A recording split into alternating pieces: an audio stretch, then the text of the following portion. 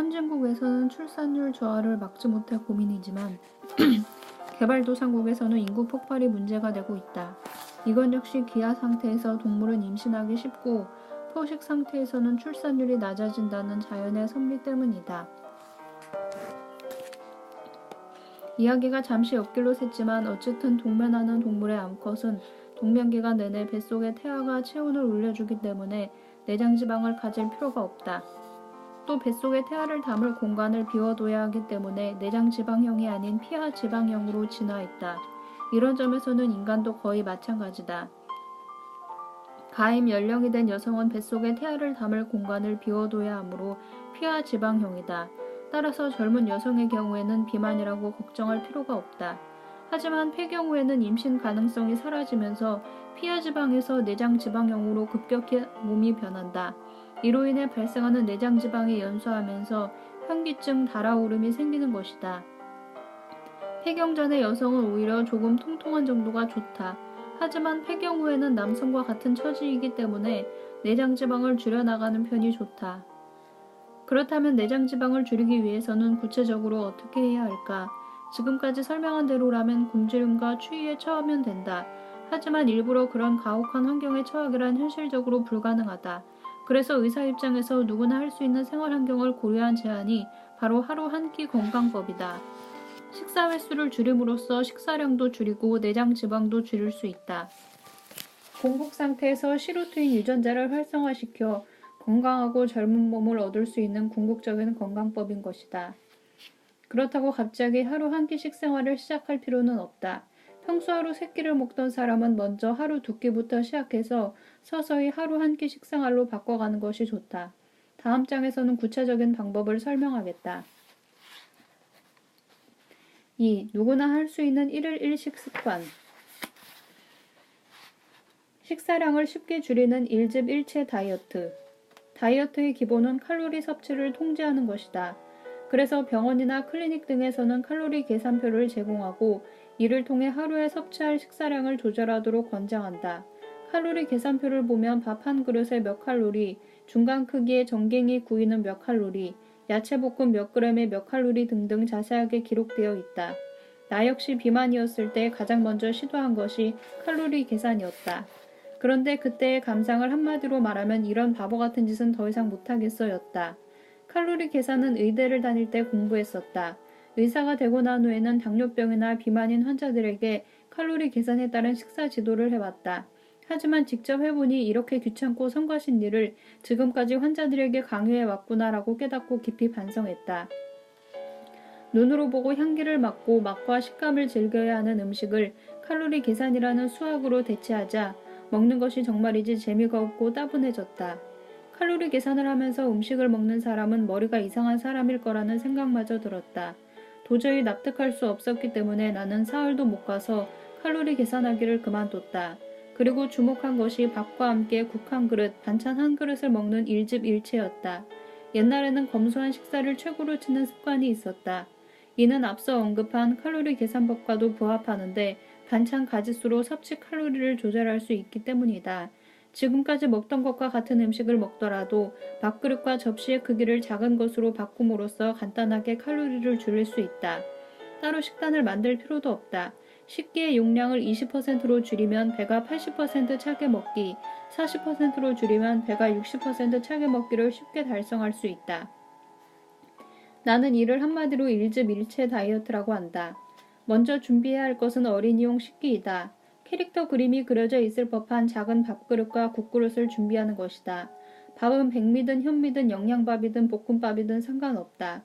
크기를 줄인 만큼 양은 확실히 줄어들었으므로 좋아하는 것을 먹어도 된다.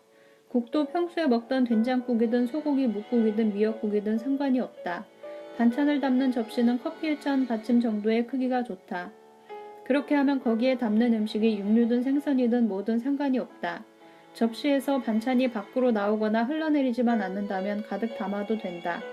가족과 함께 사는 사람은 가족들과 같은 음식을 즐기면 된다. 단 추가로 더 먹지는 말아야 한다. 하루 3번의 식사를 이런 식기에 담아서 먹도록 하자. 편의점 도시락을 먹을 때에도 식기에 옮겨 담고 남은 것은 버리자.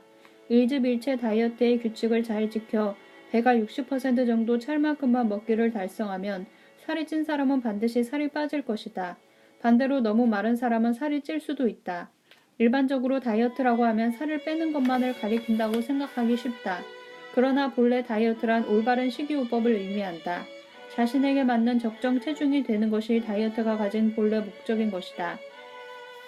지나치게 살이 찐 사람은 살을 뺄 수 있고 적정 체중인 사람은 그 체중을 유지할 수 있다. 그리고 마른 사람은 살이 찌는 것이 올바른 다이어트법이다.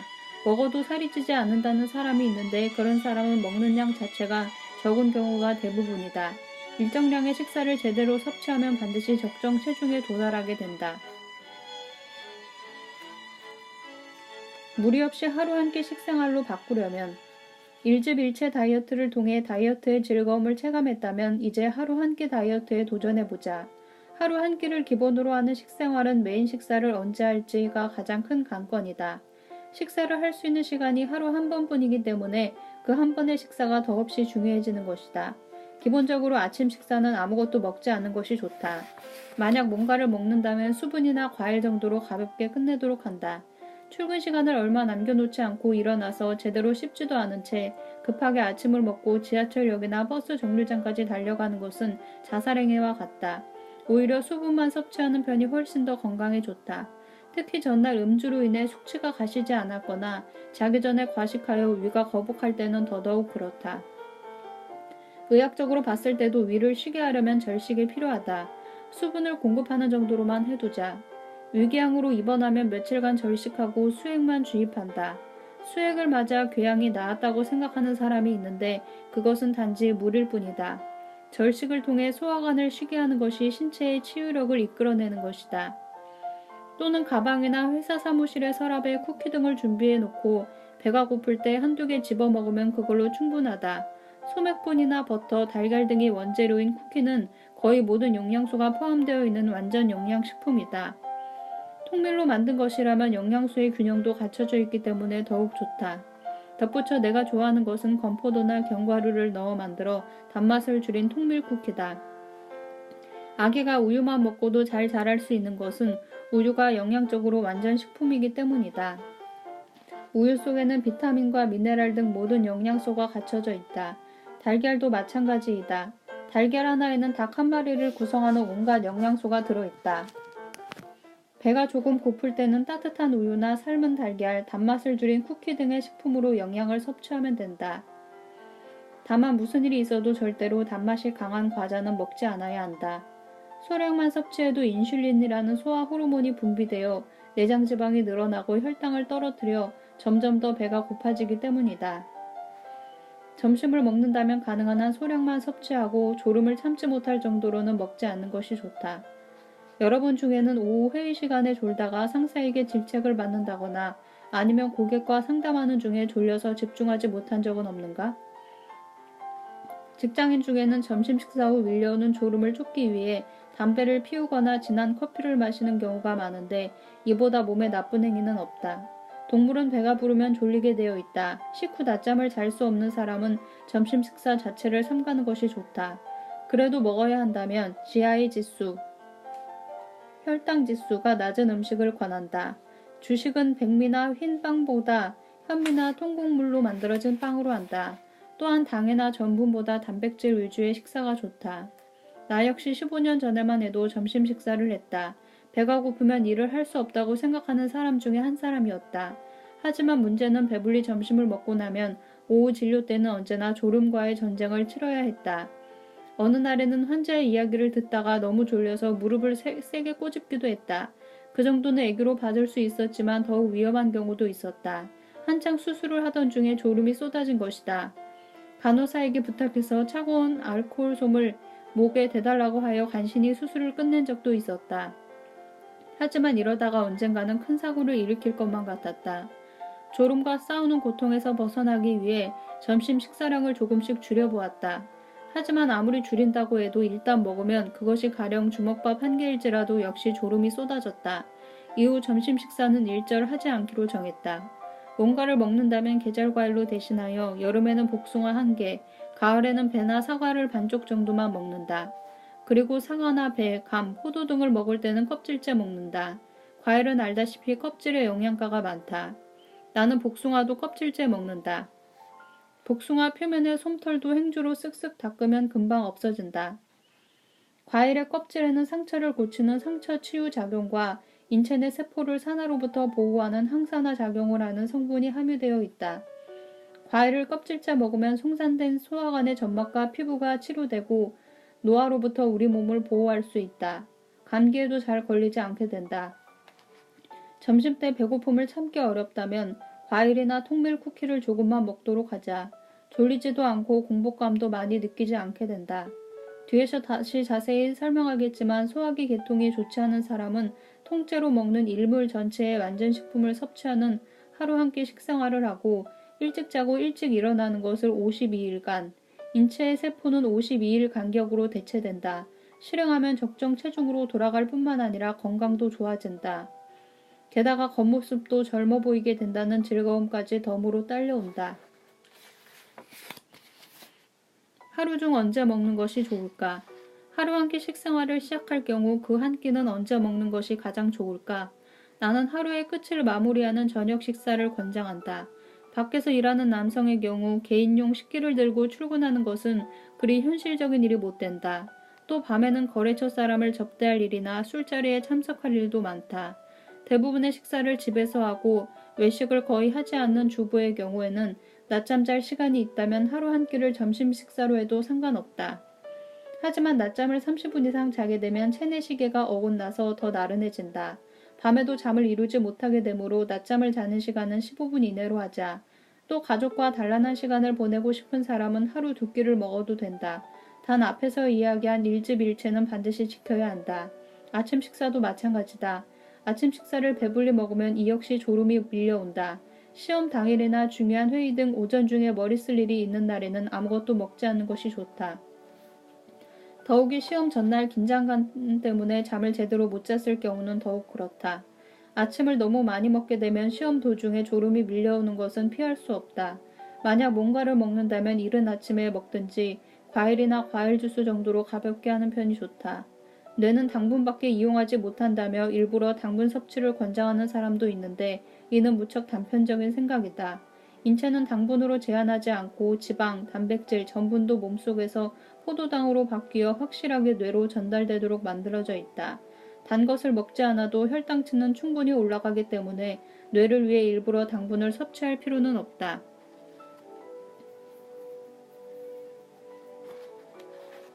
뇌가 피곤할 때 당분을 섭취하면 좋다는 사람도 있다. 하지만 애당초 뇌가 피곤하다는 말에는 어폐가 있다. 뇌는 태어나서 죽는 순간까지 한순간도 쉬는 일이 없다. 만약 한순간이라도 쉬게 되면 이는 곧 죽음을 의미한다. 심장을 움직이고 호흡을 관장하는 것도 모두 뇌이기 때문이다. 잠을 자는 동안에도 뇌의 지령이 사라지면 심박과 호흡은 멈춰버린다.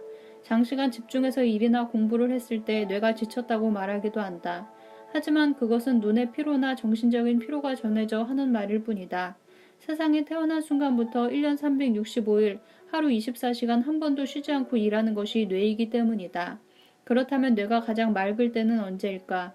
그렇다. 배가 고플 때 뇌는 가장 활발하게 일을 한다. 머리를 써야 할 중요한 일이 있을 때는 오히려 먹지 않는 편이 좋다고 이야기하는 것은 바로 그런 이유 때문이다. 음식물을 섭취해야 한다면 혈당치가 급격히 올라가지 않을 정도의 것으로 해야 한다.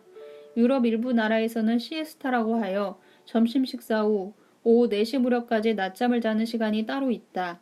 낮잠을 잘 수 있는 환경에 갖춰졌다면 점심을 먹어도 좋고 술을 마셔도 좋을 것이다. 하지만 유감스럽게도 요즘에 그런 제도를 도입할 회사는 많지 않을 것이다. 자, 그렇다면 하루의 메인 식사를 언제 하는 것이 좋을까? 일반적으로 밖에서 일하는 남성의 경우는 저녁 식사로 하는 편이 좋다.